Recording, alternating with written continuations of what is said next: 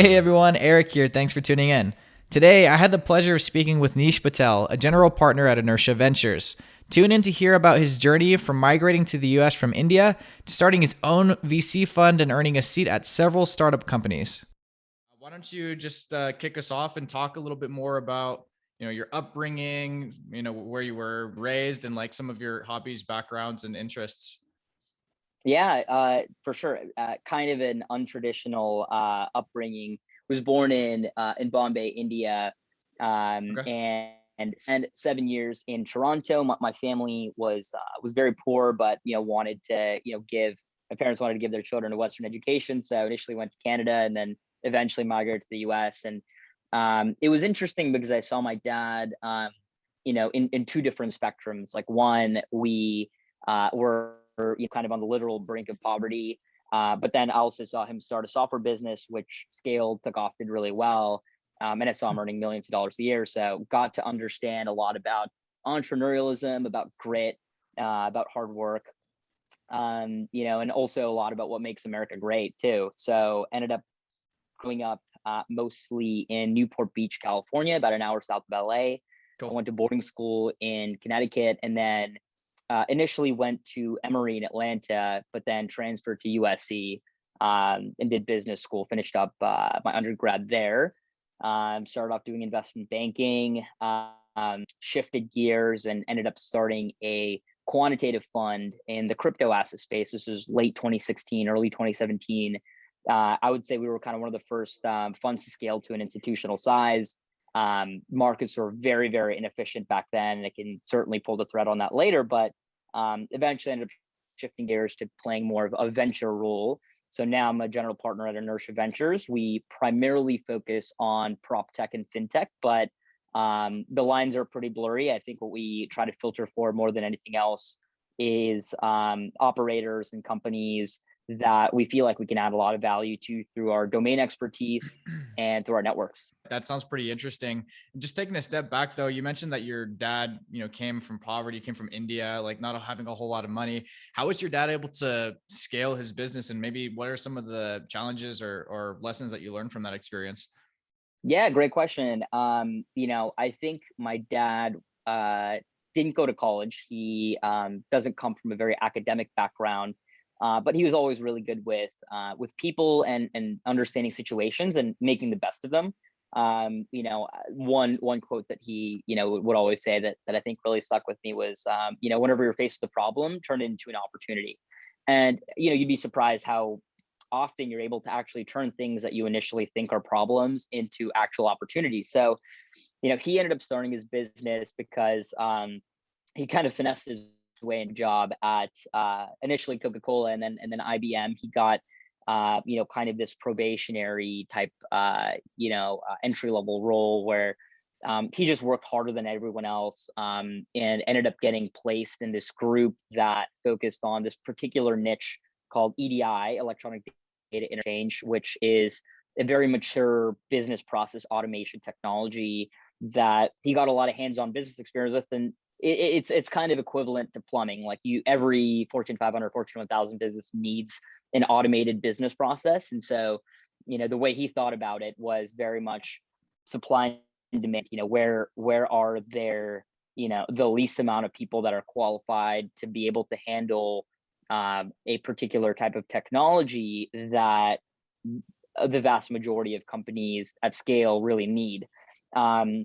Carved out a domain expertise there, working with IBM, and started to get a lot of Fortune 500 clients ask for him and request to be able to work with him, on future projects, future migrations, and other developments. He ended up deciding to leave and service a lot of those clients himself, and hired a lot of other people that he met that were friends, family members, other engineers that he'd run into that he felt were brilliant, and organically kind of scaled a team of now 60 to 100 engineers that will be deployed on projects globally for almost all Fortune 1000 type businesses. Hmm. I think a lot of it started off with him kind of looking at supply and demand dynamics, and B, finding a niche that he could become an expert in.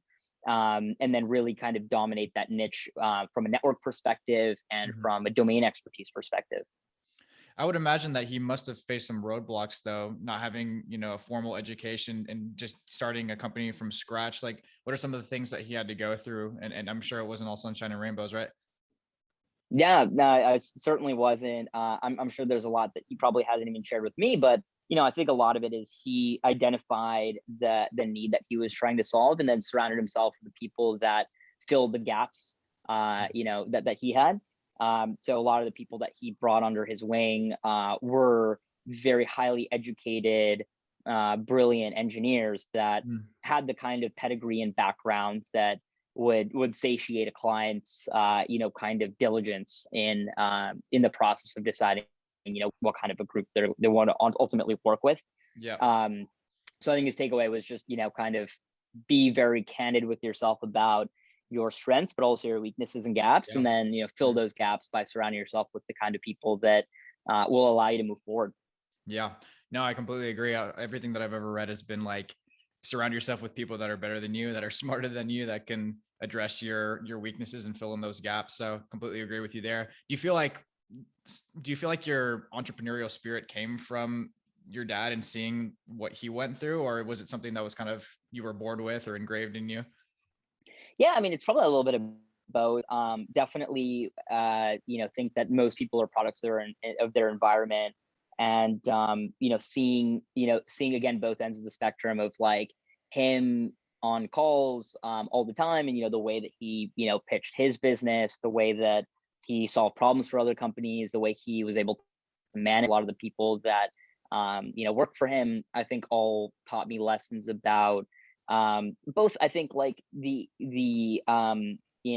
interesting parts of entrepreneurship, as well as I think some of the more challenging parts about entrepreneurship. Sure. But I think ultimately, seeing, I think, the results of his labor and the freedom and optionality that was able to afford him once he was able to reach a point of success, and hitting the milestones that he didn't even imagine he would be hitting, Mhm. went a long way in making me roll up my sleeves and think about how can I be in a position where I can serve the community. And again, for him, he also brought in a lot of people that he knew early on in his career, and he pulled them up, and now they're way more successful than I think they ever would have been without his help and support. And so I think it's also like being true to the people that were supporters of you, and kind of being able to be in that seat, to be able to have, I think, in one word, just optionality. Yeah, no, that's a great story. It's the American dream, if there still exists an American dream, right? Totally. Coming from a foreign country and being able to start your own business, come out of poverty, and provide a high quality of life for your family, and essentially leaving a legacy for your family as well. So that's Right. all really great to hear, and proves that it's possible, right? No hopefully question. it's still possible, if you will. But the other thing that I wanted to address, though, you mentioned that you went to USC. I noticed that you majored in finance. Was that something that you came into college knowing that you wanted to do, or is that something that you discovered throughout your experience there? Yeah, no, like in all candor, I actually started off college pre-med, like every other Indian. And I kind of hit a point where a lot of what I realized I was spending my free time on was educating myself about how the financial system works, about the stock market. I found myself, playing on paper stock portfolios, and spending my mornings, because I was in the West Coast, waking up early to check the news on the stock I'd kind of invested in, and Sure. that became pretty infectious. I started having conversations with other peers of mine that also started trading as well. And I found it really fascinating just thinking how the entire world connects in this big kind of ecosystem that is the stock market. Money flows from one direction to another based on reasons that you can quantify and see mapped out. And I always found that notion really fascinating. And I think because I saw my dad hit so many different milestones in his journey, I ultimately took a step back and realized, look, I would love to be the kind of individual that can be there for other entrepreneurs during their milestones in their journey. And so that initially started off with me deciding to shift gears toward wanting to do investment banking, working with companies as they're making decisions on whether or not to sell themselves, whether or not to expand inorganically through acquiring other businesses, geographically, or in an effort to vertically integrate, or raising debt or equity capital. I think all those questions were questions that I'd seen my dad come across in his entrepreneurial journey. And I found a lot of those conversations really fascinating, and being able to quantify a lot of those decisions, because I've generally always been a pretty numbers oriented person. Okay. So, I initially decided to play that role from more of a public market investment banking perspective. And now that's kind of shifted to earlier stages in a company's life cycle, where I now spend more time in the venture capital world. Yeah. Yeah. I noticed that the first position that you held was at RBC, if I'm not mistaken. It must have been like a plunge for you to go from a corporate job to starting your own fund. What was that experience like? I'd say it's pretty gradual. So there was a few other, internships that I did in advance of the investment banking role at RBC that I just took off my LinkedIn because it would be too much. But Okay. I think that transition was relatively seamless after I'd spent time effectively being entrepreneurial with the crypto asset fund that I had started. We ended up reaching more of an institutional scale, but I think in the earlier days we were very much a startup. So a lot of the problems that we ran into were problems that I knew other entrepreneurs certainly run into as well. Um, I mean, funny quip, when we were first starting off, there was there were no tools on exchanges for us to be able to meaningfully short to hedge ourselves. And so we would literally have to find actual brokers to borrow Bitcoin and manually sell them. We would literally manually short because there was just no financial infrastructure available. And so, I think being entrepreneurial, even though it was in the sense of starting a financial services business and investment management firm, um, still taught me a lot of lessons when it comes to being resourceful and thinking outside the box and taking advantage of the opportunities, set of resources you have in front of you. And I think that allowed me to transition into more of an advisory role, where I helped a lot of other businesses that came to me that were working on very tangible businesses that solved real problems, but were stunted by things that I had been stunted by before. And I knew ways that they could save themselves a lot of time and a headache, and be able to accelerate that process. And so I think it started off very organically, just conversationally with a lot of other entrepreneurs that I ran into within initially the crypto asset and blockchain ecosystem. And then eventually, even beyond that, I took more of an industry agnostic approach to working with startups and other emerging technologies. So you keep saying you do have a team. Did you find these people specifically within the business world, or are there some of these team members like your friends from school? Like how did you choose Yeah, business partners? the initial team that I'd started the crypto fund with were kids that had gone to my alma mater that I met through a mutual friend that was also in investment banking. Mhm. He was telling me a little bit about what they're building, and they'd already started kind of building this. I came into this as kind of the fourth partner, after they kind of developed the first kind of version of their product, but they had a very different vision, and I think a much smaller vision for what the fund could eventually turn into. Mhm. That I was able to bring, I think, a complementary piece. I think that I was the only non-engineer on the team, so the other three were the kinds of people that preferred to be behind the screen most of the time, and really code. It's where their genius shown, but they're not necessarily the best people to articulate the value of what we were building, or the message and the really the conversations that need to be had externally for you to be able to actually grow an enterprise. And so I was in that case able to take kind of a position there. When I ended up leaving and spending more time advising startups, that was a venture that I'd created, but I hired analysts and associates and built out a team around myself of other experts that I was able to very selectively cherry pick as it related to a particular deal at a point in time that we were advising or trying to add value to. So I have been somebody who is like very hesitant to adopt cryptocurrency. I'm pretty traditional when it comes to investing, and you maybe call me crazy for that. Just consider, I mean, I looked at Bitcoin today. It's like up to 66,000. The crypto space, it just seems so, what's the word? Just so foreign to me. And you can't physically see the money. You can't physically touch it. Like, where are the main values, or what is the main value proposition for crypto in general? And where do you see it going in the next, 5-10 years? Yeah, no, I think it's a question. I mean, look, I think 95% of the world's currency today is digital. It's not physical, it's all electronic. I think, some people look at the intent of crypto, especially those that look at it more as a viable medium of exchange, as a more secure electronic wrapper over a system that already kind of exists.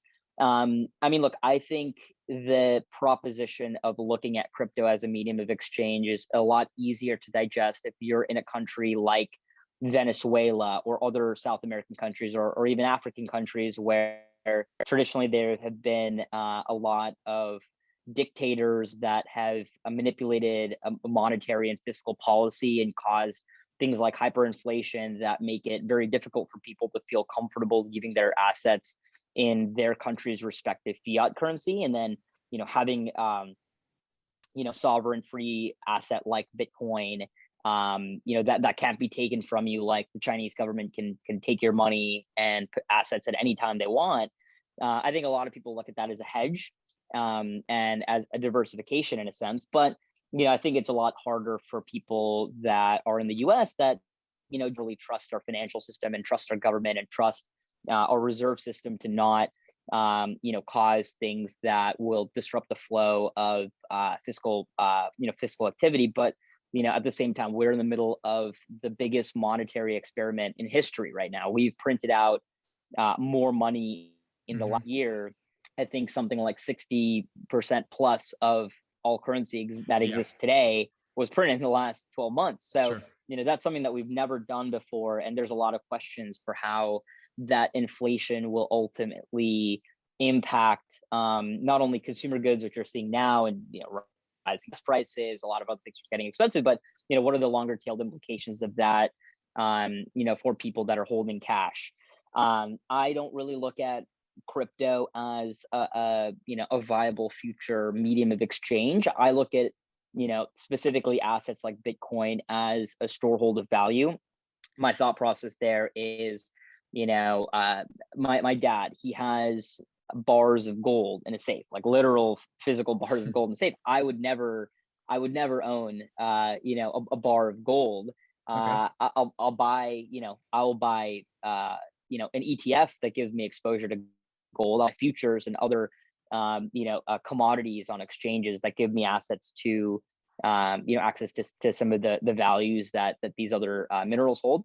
But I'll never have an actual safe with gold in it, right? But I think the same paradigm shift between I think my dad's generation and our generation is a very similar paradigm shift that I think you're seeing between our generation and the next generation, where I think a lot of these people are like, well, look, gold, what value does gold serve? It's used partially in semiconductors and it's used partially in jewelry, but that doesn't justify the value that gold global holds within our global ecosystem. I would rather buy Bitcoin because I think Bitcoin will be around 100 years from now and be much more prevalent because it is fungible. Has the scarcity principle. There are only 21 million Bitcoin that will ever be minted, and it's on a deflationary curve where you can track, and there's transparency around it, and it's mathematically programmed that way. So I think the pushback of I think the next generation will be, look, like we look at Bitcoin as kind of our safe haven asset to an extent, right? So I think what I find interesting about the crypto blockchain sphere now is, one, I think assets like Bitcoin in particular that will carry a certain degree of network effects. Two, I think the technology itself of distributed ledger backend systems for the use of transparency and for the use of speed. Like I think now there's companies like Visa and MasterCard that make an ungodly amount of money through interchange fees. Every time you swipe a credit card, you're paying, or the merchant ends up getting charged a few cents to a dollar in these Right. interchange fees that sustain this business, which I think is not a very sustainable cash flow stream where, I can have, $1 million, $2 million in some sort of a stable coin asset that I want to wire to you, and I could be halfway across the world.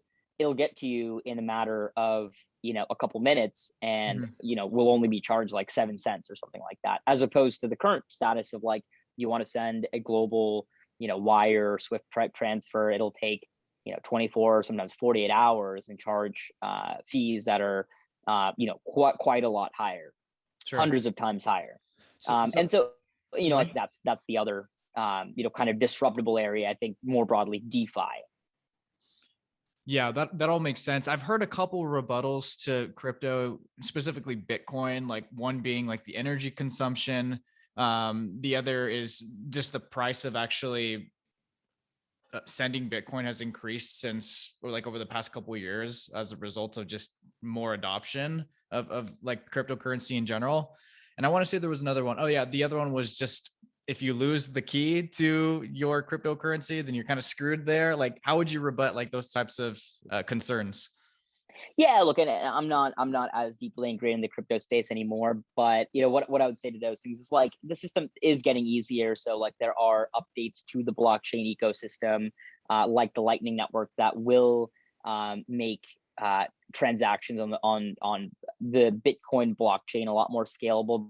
But I think that's the reason you're seeing these other technologies come out, like Ripple, like Solana, that have much more scalability, much cheaper transaction fees, much quicker speed than proof of work consensus mechanisms like Bitcoin that require mining. The vast majority of mining these days is done in China, and the government subsidizes the cost of the electricity for it too. So you could certainly make a compelling case for why that computational power that's used can be harmful for the environment. But ultimately, I mean, I again don't ever look at Bitcoin as a medium of exchange. I always kind of looked at it as just a storehold asset. Whereas I think mediums of exchanges that are cryptocurrency based will be these newer, more nimble blockchain based assets like Solana. And then like I for the last rebuttal, the last point was like there are these wallets that you can create, like your own ETH wallet, where instead of it being this long alphanumeric key, it'll just be like your name, like Eric Lopez .wallet. So mm, it's there are I think a lot of people that are trying to apply more frictionless, consumer oriented addresses and monikers to make like the lost key problem a little bit easier, because you yeah. certainly hear a lot of horror stories. Yeah, like the guy that had like $400 million in Bitcoin that he didn't remember the password for. There's no way I'm going to be able to get it back. It is what it is, kind Sad. of thing. That's like that's gut wrenching. But anyway, taking a step back though, no, I appreciate you elaborating on that for newbies like me who just again can't conceptualize those types of investments. It just seems so foreign to me. But I'm doing my best to keep an open mind and do more research on it. So I appreciate that. The other thing I wanted to mention too. So when you made that transition to VC and being like a board member for various different companies, what was the reason behind that? Like, well, how did you get involved with venture capital? Yeah, I think it started off again. Our thesis has always been partnering with businesses that we think we can materially add value to. So, like, I think the membership of and participation at a board level for a lot of these businesses will come as a function of knowing that, hey, there's these networks that I know I can plug this business into. I've seen other businesses that have attempted to scale very similar technologies, and these are the hurdles they've come across. If companies have questions around things like product roadmap prioritization, or how should we spend money that we raise, or how much money is the right amount of money to raise, These are all things that I've spent enough time in the startup landscape, in the ecosystem with, initially as an advisor and then subsequently as an investor, where I think a lot of our limited partners now were like, hey, look, like, Nish, you only understand a lot about the ecosystem, especially now around real estate technology, because I'd spent enough time in the institutional real estate landscape from an investment banking perspective.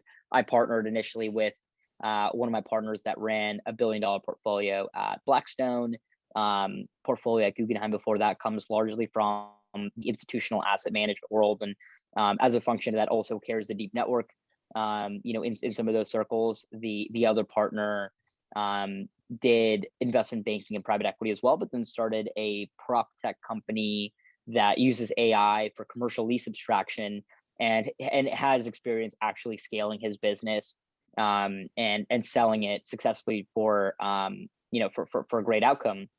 I think us being able to come in as operators, and people that have a network, allow us to be in a position where the value we're adding is more than just cutting a check. It's actual domain expertise and networks as well. So I think the startup landscape right now is very favorable to founders.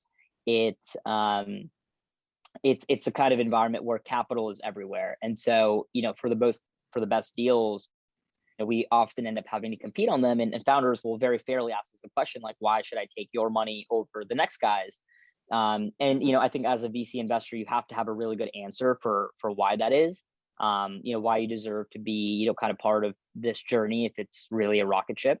And I think our ability to have successfully been able to participate in some of the journeys of our portfolio companies and correspondingly add a lot of value has been because we have been so value first focused.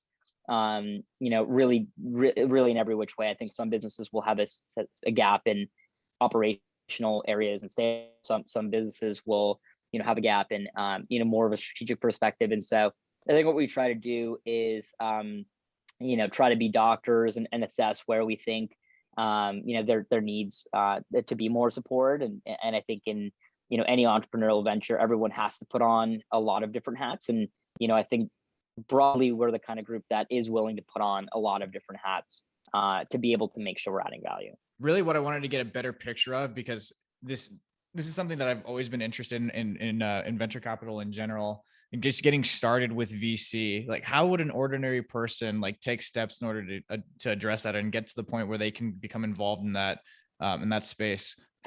I think the best way for someone that's starting off is to go on a website like AngelList and find opportunities. There's a lot of people that are raising opportunities where the minimum amount that you need to invest is only like $1,000. So okay. I'd say someone that's serious about trying to get into venture capital, a good way is to start building your own portfolio. Like, you don't need to take a board seat right away. You don't need to spend all this time, because that also comes with a lot of bandwidth that you do need to commit toward making sure that you're fulfilling your fiduciary duty, not only to your LPs and investors, but also to the shareholders of the portfolio business that you're on the board of as well.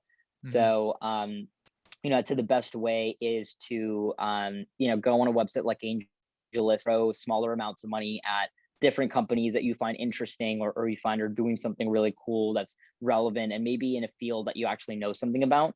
Get in touch with those founders, say, hey, look, I'm an investor in this business. I invested in AngelList. Like, I'd love to be a resource. I'd love to help out any way I can. And then just start building case studies of how you're able to add value, how you're able to be constructive and helpful. And then eventually, if you graduate to a point of raising external capital from other investors, so that be initially friends and family, whether that be institutional investors, whatever, you want to hit a point where when you do find a company and you're like, I want to lead this round, they're raising, let's say $3 million, and we want to lead it. We're put in $1.5 million or $2 million. You want to be in a seat where the founder is like, okay, well, why should I let you lead, and why should you be on the board? And you can point to other founders that you've already invested in and say, hey, look, I've been an investor in all these other businesses which are quite similar to yours, and I have been helpful and constructive for these entrepreneurs on their journey. So I feel like I can extend a commensurate level of support to you. So to start out these venture capital funds, did you put down your own money or did you raise money from friends, family, investors as well? And if so, how did you raise? What steps did you take to Yeah. do that? Yeah. So I put down my money, and I put down my own money, a material amount of my own money on every single deal that we do. So there isn't a single deal where like, oh, it's just investor money. Like I don't really care. You have Like I skin in have the skin in the game. game. Yep. Yeah, I'm skin in the game on every single deal.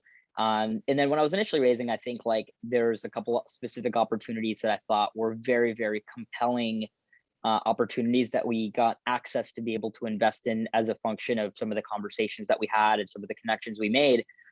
This was access that was um, given to, I think very few groups, and it was the kind of access that's relatively coveted. And so I think initially went out to a lot of other people, colleagues that I've worked with that also understand the space within real estate technology really well. And I think for a lot of them, it clicked right away. A lot of them understood. I totally understand why this problem is. I would love to be a part of this company's journey as well.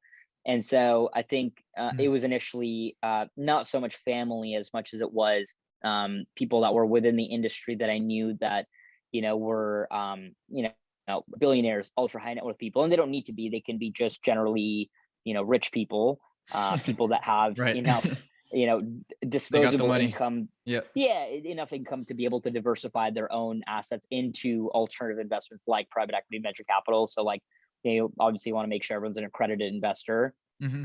and can afford to take on the risks that come along with investing in venture capital. But I think it initially came by, I think having conversations, very candid conversations about why I thought the opportunity is compelling and why I'm investing in it, and then being able to subsequently raise money from others that also could see the same picture that I saw, and initially didn't take any sort of fees or any sort of compensation from them on the work that I was doing and the capital that I was raising. But then over time, I started to build a little bit more familiarity with the process. I started to be in a position where I can add a lot more value, and like then I became positioned in a seat where like I can raise money for these opportunities on even just an SPV by SPV basis before we can formalize into a more traditional GPLP structured fund, where where people are willing to pay performance fees that are commensurate with the time that I am spending helping this company out, and then the profits that are generated as a function of that. I also noticed too that you had several events that you've spoken at. Like what does like a day-to-day look like for you in a VC firm or as a board member? Yeah, it's the great part. It's there's no days exactly the same. Every day is very different.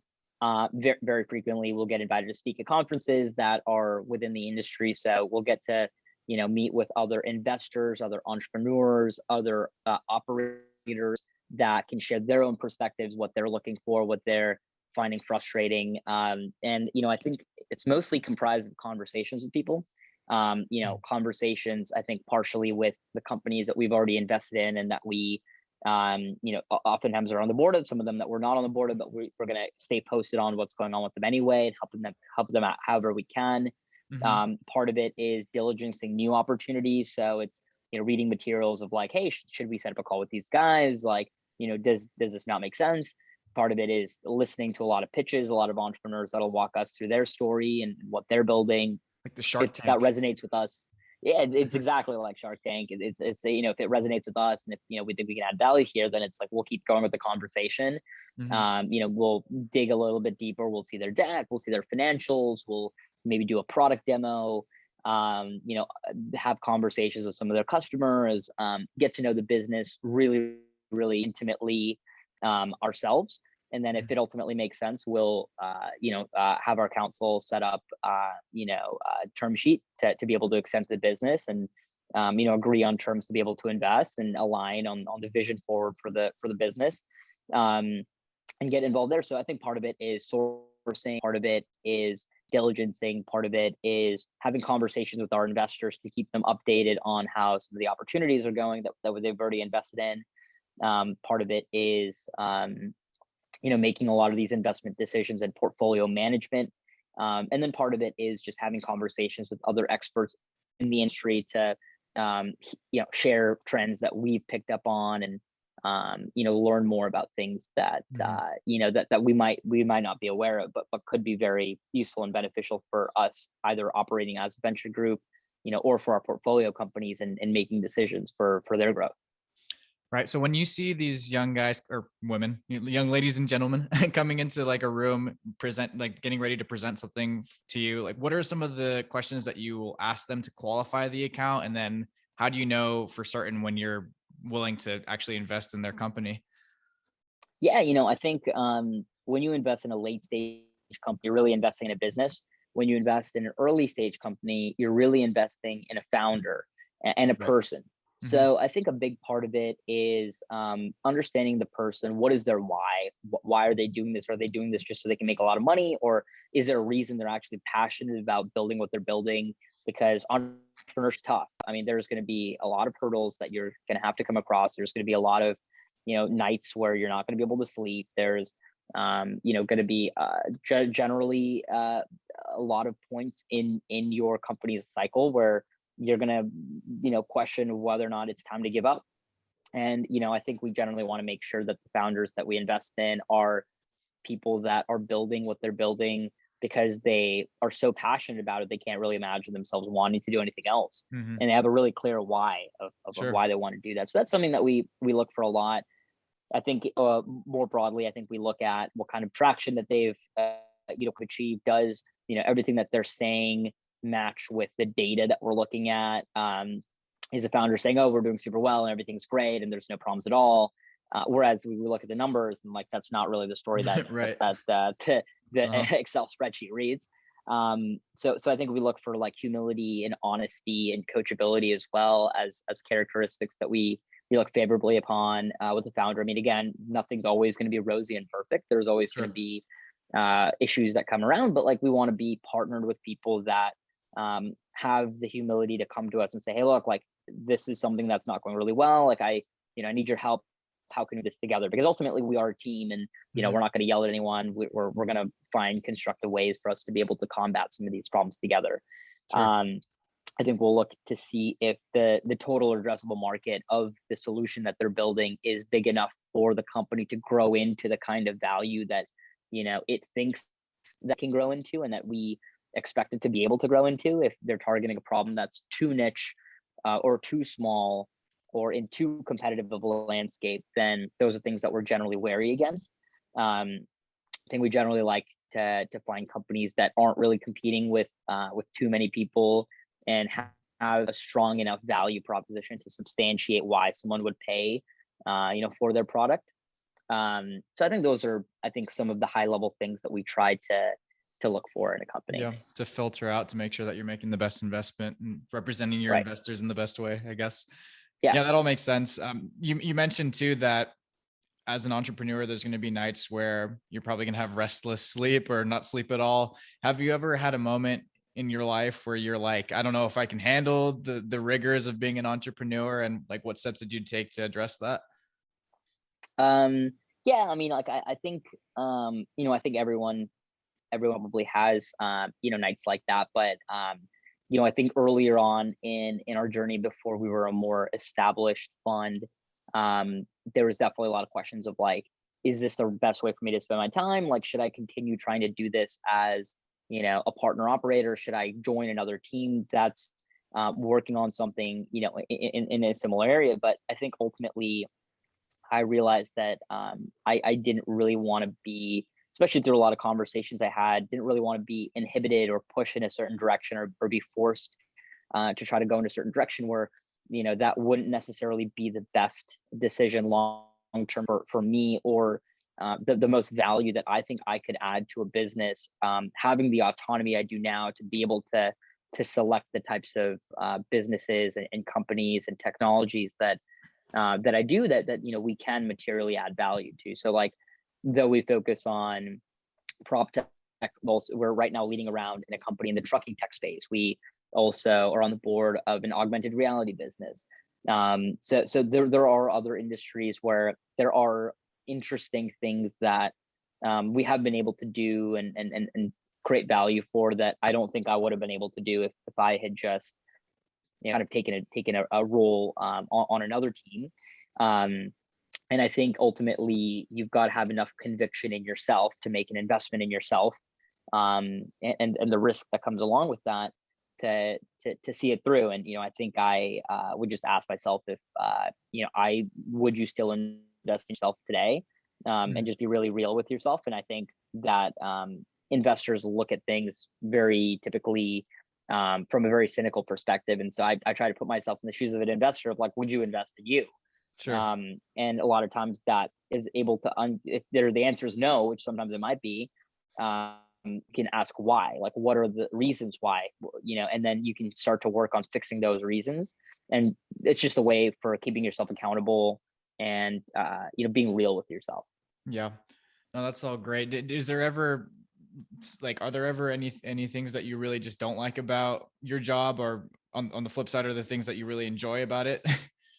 Yeah, I mean, look, I think a lot of the things that I don't enjoy as much are the administrative and legal parts of it. I think that is generally a little bit more dry. I think for me, the most exciting parts are diving deep on a business, understanding how all the levers and pulleys work, and what are the different things that could be out of the box solutions to change the game. So I think a lot of the things I get excited about is creativity around entrepreneurship and growth, and leveraging things and connecting dots that other people haven't.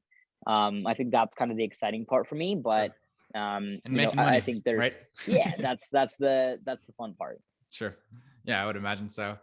I wanted to shift gears now and address the last topic, though. Thank you so much for elaborating on all that, all things VC and Bitcoin so far. It's definitely taught me a lot. The other thing I wanted to mention, though, you talked a little bit about the economy and how we're kind of in a experimental state right now, where the administration has just been printing out ridiculous sums, trillions and trillions of dollars. How do you feel like that's going to affect the economy long term? And like, where do you feel like we're headed? It just feels like things have been so good for so long. I just wanted to hear your thoughts on that. Obviously, we don't have a crystal ball, but we could be as informed as possible, right? Yeah, I mean, look, I think we've certainly been printing out a lot more money than we ever have before. And I think what we are seeing with the inflation of assets like real estate, things like the stock market, propelling to all-time highs every day, a lot of it's because all the money that we've been printing is flooding to financial assets, and bringing them up. I think there's people that argue that there's kind of this credit crisis looming with over leveraged real estate in regions like China that could have rippling effects from their consumer demand. And let me pause you there. Do you think that the Evergrande crisis is going to have some sort of negative effect or impact on our economy? I think it could, but I think I think there are ways for and Evergrande, for I guess people that might be familiar, is this large hundreds of billions of dollars real estate company and developer in China that has been developing with a model where you look at the last few decades of real estate growth in China, and it's been all up and to the right. People, it's gotten to a point where I think the average price of a home is like 46 times the annual salary of the average worker. So, Sure. being able to own your own home is starting to become kind of a pipe dream for a lot of people. Yeah. But people will do anything they can to scrounge up savings and pool their money together and invest in real estate, because that's kind of the thing to do. The stock market in China hasn't performed nearly as well as real estate, especially residential real estate. So that has thus far been kind of the main outlet for economic growth and the participation for a lot of people. And now what's happening is, because the developers kind of know that real estate value keeps on going up and up, they have over leveraged themselves and continued to build more and more homes, where now they're kind of hitting a point where there's kind of a slowdown, and they are on the verge of blowing up because they are just way over leveraged. I think the potential repercussions there are, questions around, is the value of real estate in China on the residential side, especially, currently inflated, which I would argue, kind of is. If it's been growing like 10%, 15%, year over year, like that's not necessarily sustainable, for real estate. And so the qualms are like whether or not this looming kind of $300 billion of debt that they have on their books will go into default. And, I'll think ultimately my thought is the government will step in before that happens. Yeah, I think, they haven't done so already, but they probably have good reason for that. I think the other variables there are like, as developers, they can slow down the process of building new developments. What they've kind of done is like, oh shit, like we're so over leveraged here and we have so much vacancy in our units. Let's start selling our units for lower and lower prices, and that creates this like downward spiral that becomes like very dangerous, and that like makes real estate value everywhere else, even around them, plummet, even if it's an Evergrande property.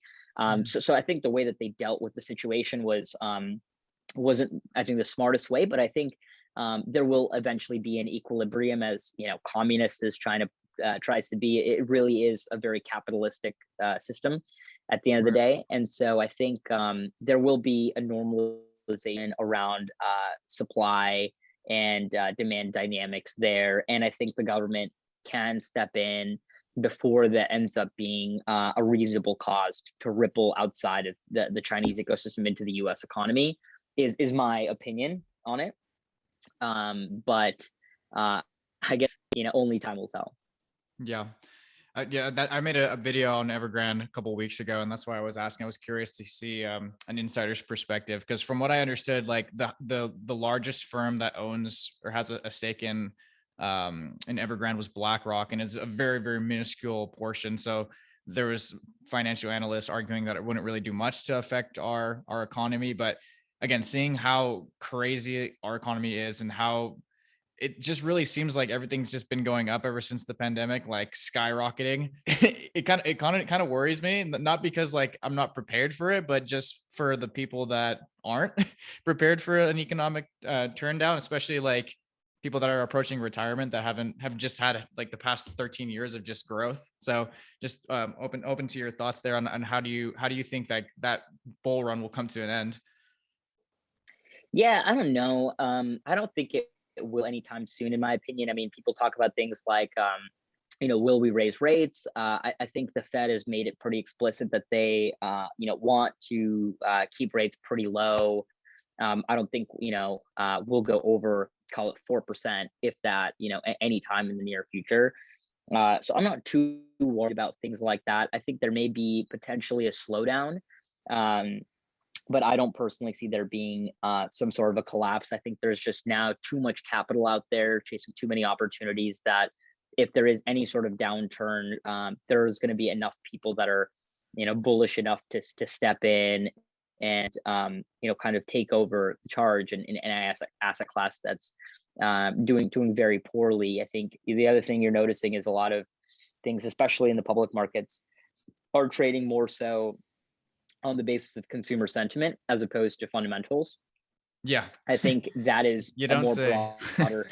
Yeah. So, I think there's this broader shift in like investor mindset from value to growth. I think you're also in the midst of this generational transfer of wealth where trillions of dollars are moving from boomers to millennials, who are, and Gen Zs that are thinking about ways to enhance value of the financial engineering. So I personally don't see that. I don't see the party stopping anytime soon, but but at the same time, certainly would encourage people to have a savings account and caution themselves, and invest in a diversified subset of assets that can sustain things like downturns, in general, more than just kind of buying just Bitcoin and Tesla.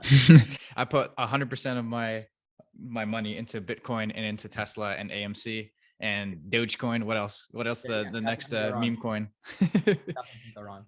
Yeah, there's nothing could go out the stock. Well, to be honest, like a lot of investors over the past 12 months who had just gotten used to investing or just started, like have only seen the stocks go up. So it's kind of like hard to blame them. It's kind of hard to blame them Right.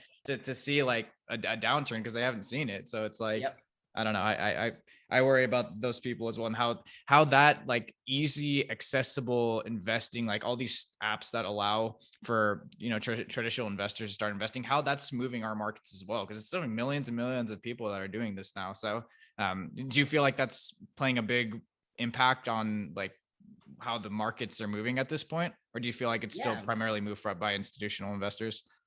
I think the whole GameStop AMC saga definitely showed the power of retail investors to be able to rally in communities, whether that be, Reddit forums, whether that be other sorts of meme accounts to actually move the needle in a material way, in ways that come at the cost of a lot of bets that institutions have made. So I think there's a lot to be said for the apps like Robinhood of the world that have facilitated access and democratized access in a lot of ways for mainstream retail investors to be able to participate in some of these offerings. And we're really bullish on that. I mean, we've invested in things like Lex, which is a platform that allows for single asset IPOs. So like you can effectively go IPO your own commercial real estate building, buy into units as low as $250 and benefit from the cash flow that comes from that. So the yield that you get on a 5 cap or a 6 cap real estate asset that's spitting out a much higher return than a bond would give you, you can now have the opportunity to participate in the ownership of what would otherwise be $100 million building, but only need $250 to be able to benefit from participating in the commercial real estate ecosystem. Similarly, we invested in VinoVest, which does fractional ownership for wine. Being able to take advantage of the appreciation that comes from fine wine. And you look at historically, an index of assets like fine wine have actually appreciated even more than the S&P has over, the last decade, 2 decades plus. Similarly, Masterworks, which does the same thing, fractional ownership for art. So I think that, a lot of these facilitators that will democratize access and, have very friendly, easy to use user interfaces that, allow more mainstream investors to participate in, either existing asset classes that have only been secluded for institutional investors or completely new asset classes that have never had liquidity before that, are now seeing that kind of liquidity and benefit from the participation of retail investors. I think that's a trend that we're generally bullish on, and we definitely see continuing to proliferate in the coming years. Yeah, and I saw that there was another company that you were invested in. I think it had something to do with enabling landlords with a detecting software, like it detects like fraudulent claims on a tenant's application. I might have to look into that at some point because I'm also looking to grow my real estate portfolio. You mind elaborating on that? I was actually kind of interested. Yeah, that's actually a really interesting one. That's a business called Snapped. What they do is it's a fraud detection software applying their focus to tenant screenings. So effectively right now, a lot of people are applying to go live at multifamily units or single family houses that you rent out, and they're doctoring their bank statements or pay stubs, adding a zero to it, whatever, getting approved, moving in, not paying a dime of rent for months. And up till very recently, there's been an eviction moratorium. So it becomes very expensive and costly and time consuming to kick a tenant out. Sure. What this company does is it applies image analysis and its own pixel analysis to be able to detect whether or not someone has tampered with some of these financial documents. Cool. A couple of things surprised us about this business. I think one, no one's doing what they're doing. They're pretty much the only people that are doing this. And two, the frequency with which we're seeing this happen. So across their like over 300,000 units, we're seeing about a 12 to 14% fraud detection rate. So 12 to 14% of all the applicants in all these buildings around the country, 1,100 properties plus, are trying to commit financial fraud by doctoring their paperwork. So, scares me. Yeah, it's a high number. It's a much bigger problem than people actually think it is, and it's very costly for people. So yeah, that business has been amazing. they've exploded. They're growing, 30% month over month. Absolutely amazing business. So yeah, anyone out there that owns real estate, highly recommend you look at Snap, SNA PPT, because they've been able to help a lot of large institutional owners as well as smaller owners be able to detect fraud that they didn't even know they had. Yeah, I'm gonna have to talk to you more about that offline, because that's like I said, that's something that I'm looking to have my I want to be buttoned up on all that, make sure that I have the right people in my house or in my real estate. So thanks for elaborating on that. Know that we're running up on time here. Just wanted to ask you one last question. Any final thoughts for the listeners, words of wisdom that you'd want to share here before we log off? No, I think this is a great conversation. I think we covered quite a lot. I would just say that, if you're ever interested and trying to get more involved either as an advisor or as a venture investor in businesses, I'd say highly encourage you to reach out to a lot of business owners and other investors. I think people are a lot more receptive to helping you out than you think. I think you just have to sometimes put yourself out there and ask. So, I think now is a better time than it's ever been to be an entrepreneur and be an investor. So certainly encourage a lot of listeners out there to, go ahead and take a leap of faith and, do everything they can to make sure it's successful. Love it. Nish, thanks so much for your time. Really appreciate it. Have a great rest of your day. And like I said, let's connect offline at some point. Let's stay in touch. Okay. Absolutely. Sounds good, Eric. Thanks for having me. Yeah.